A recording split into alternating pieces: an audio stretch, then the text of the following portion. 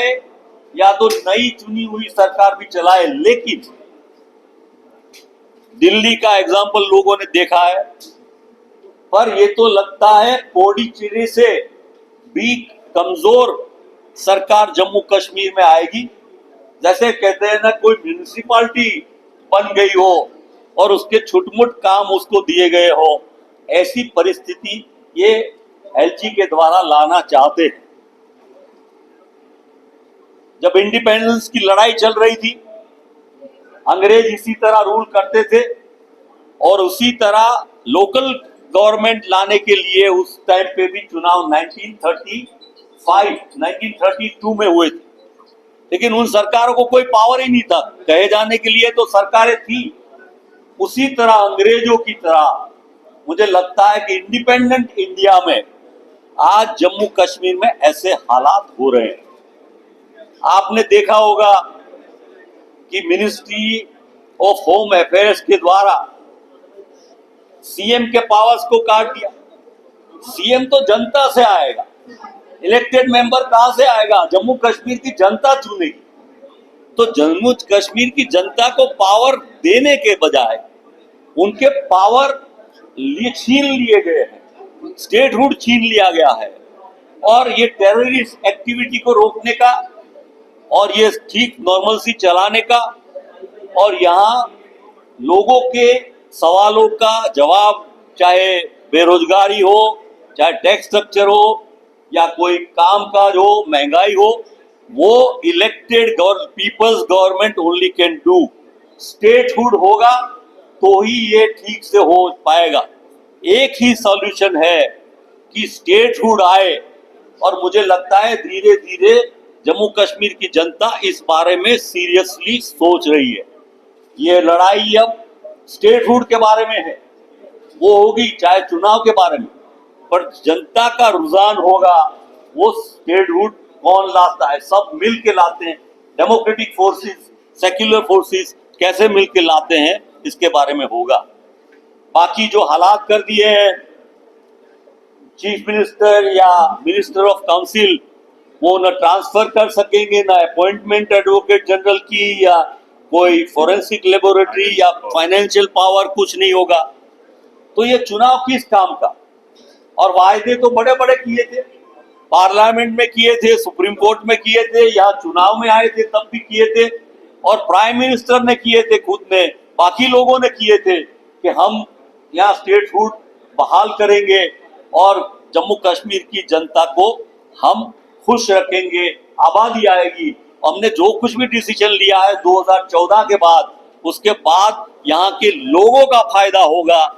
तो मुझे लगता है अब लोग खुद जान गए हैं कि ये 2014 के बाद आई हुई सरकार ने उनके अधिकार तो छीन लिया, फंडामेंटल राइट्स को भी कमजोर कर दिया, डेमोक्रेटिक राइट्स को भी कमजोर कर दिया, और उनकी फाइनेंशियल इकोनॉमिक कंडीशन को भी बड़ी खराब कर दी। और पूरे स्टेट एक बहुत अच्छा स्टेट था, और यही राय मुझे लगता है पूरी जनता की बन रही है, ऐसा हमारा मानना है। खुद की सरकार उन्होंने बनाई और वो दावे कर रहे थे कि हम जम्मू कश्मीर को डेवलप करेंगे, आगे ले जाएंगे और नॉर्मल सी बहाल करेंगे, सुख शांति लाएंगे। वो कर नहीं सके, ऊपर से धीरे धीरे टेररिज्म बढ़ता रहा। और 2019 में उन्होंने जब यूटी बना के ये बताना चाहा कि यूटी बना के एलजी के द्वारा एनफोर्स करके under the guidance of home ministry Jammu Kashmir में वो शांति बहाल करेंगे, नॉर्मलसी बहाल करेंगे और जनता के लिए अच्छा काम करेंगे। पर हमने देखा कि 2014 के बाद बहुत सारे प्रश्न हैं, उसके बारे में हम आपसे बात करेंगे। बेरोजगारी, महंगाई से लेके यहाँ के लोगों के टैक्स स्ट्रक्चर और बाकी चीजों के बारे में भी हम आपको बताएंगे। पर आज इन दो मुद्दों पर हम खास बात करना चाहते हैं। वो एक, यहाँ की शांति टूट रही है, डर भय का वातावरण पूरे जम्मू में है। और उसको ये गवर्नमेंट जो है वो रोक नहीं पा रही। यूटी बनने के बाद एलजी के पास इतने वाइड पावर्स हैं, जो मन चाहे वो कर सकते हैं। और वो एलिगेशन करते थे यूपीए सरकार पर कि उनकी एडमिनिस्ट्रेशन थी, यूपीए की, डॉक्टर मनमोहन सिंह जी की सरकार में सिक्योरिटी फोर्सेस, आर्मी उनके हाथ बंधे हुए थे और इसलिए टेररिज्म को रोक नहीं पा रहे थे, नॉर्मलसी नहीं ला रहे थे। अभी तो उनके पास 2014 के बाद 2019 में उनका यूटी भी हो गया, पूरी पावर उनके पास आ गई, अब जो चाहे वो कर सकते हैं। उसके बाद भी बड़े ताज्जुब की बात है कि पार्लियामेंट का चुनाव हुआ, तब शांति थोड़ी बहुत हमने देखी, लेकिन अब क्यों हो रहा है? जेन्युइनली ये सरकार चुनाव चाहती है, कराना चाहती है, लोगों को एम्पावर करना चाहती है, जनता को पावर देना चाहती है, तो वो बारे में बड़े डाउट इसलिए पैदा होते हैं दो तरीके से। सुप्रीम कोर्ट की गाइडलाइन से चुनाव तो करना पड़ेगा, और हमेशा ये बात प्रस्तावित हुई है बरसों के अनुभव से पूरे दुनिया में कि जब भी पीपल्स गवर्नमेंट आती है, लोगों की, जनता की सरकारें आती है, तब शांति बहाल होने का चांस ज्यादा रहता है। जब भी मिलिट्री या सिक्योरिटी फोर्स अकेले से करने से उसकी मदद डिक्टेटोरियल स्टेप अगर ले गया, तो मुझे लगता है कितना कर पा रहे हैं ये अनुभव हम सबको हो रहा है। और 2014 से आज की ये जो स्थिति हुई है, मुझे लगता है कि हमारे प्रधानमंत्री, हमारे होम मिनिस्टर, हमारे डिफेंस मिनिस्टर, जब चुनाव था तो एक कॉन्स्टिट्यूंसी में प्रधानमंत्री, होम मिनिस्टर, डिफेंस मिनिस्टर सब आ गए थे। अब एलजी का रूल बन गया, अब उन्होंने स्टेटहुड को खत्म करने के बाद एलजी का रूल जब चल रहा है, तो ये नॉर्मलसी लाने, हाँ चुनाव आएंगे तो शायद आ सकते हैं। सवाल ये है कि जम्मू कश्मीर के बारे में, उनकी जनता की भलाई के बारे में, उनकी शांति, नॉर्मलसी के बारे में, उनके भविष्य के बारे में, ये आज की केंद्र की सरकार, भाजपा की, एनडीए की सरकार क्या सच में कोई चिंतित है कि नहीं? ये सवाल सब लोगों के मन में हो रहा है। और सबसे बड़ी चिंता हमारे ये जो जवान मारे गए, पिलग्रिमेज मारे गए, हमारा वीडीजी मारा गया, ये सब, और हमारे जवान आखिर में उनका कर्तव्य, उनकी ड्यूटी, ये जम्मू कश्मीर और देश की जनता की सिक्योरिटी है, उनकी जान बचाना है, बॉर्डर सुरक्षित रखना है। तो अंत में तो ये जनता की लड़ाई है कि हम जनता को बचा पाते हैं कि नहीं।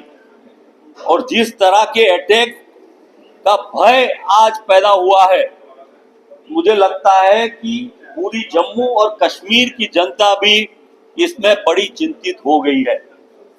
तो ये सवाल टेररिस्ट एक्टिविटी से अल्टीमेटली जनता की भलाई का है।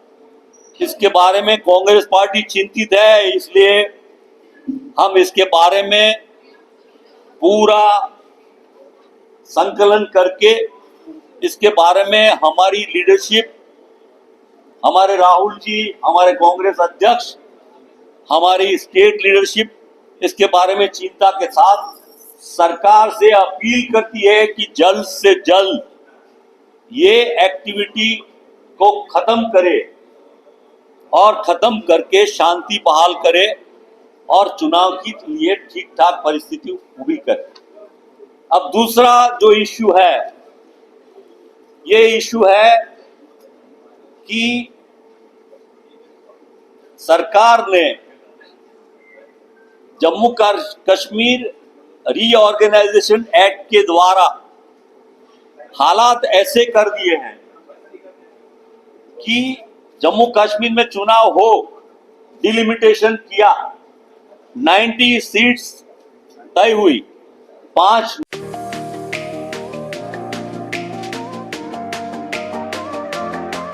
अब आ गया है ईवीको, एक ऐसा L5 इलेक्ट्रिक ऑटो जो करेगा आपकी हर समस्या का समाधान और देगा हर ऑटो को मत। जी हां, ई राइड है एक ऐसा इलेक्ट्रिक ऑटो जिसमें ड्राइवर सहित 7 लोगों के आराम से बैठने की जगह है, जबकि 6 सवारी बिठाना भी है अलाउड। 10,000 वॉट की पावरफुल मोटर चढ़ जाएगी खड़ी चढ़ाई। 17 किलोवाट की 230 AH की बैटरी देती है 150 किलोमीटर से भी अधिक की माइलेज, वो भी 3 साल की वारंटी के साथ, क्योंकि इसमें लगा है एडवांस बैटरी मैनेजमेंट सिस्टम।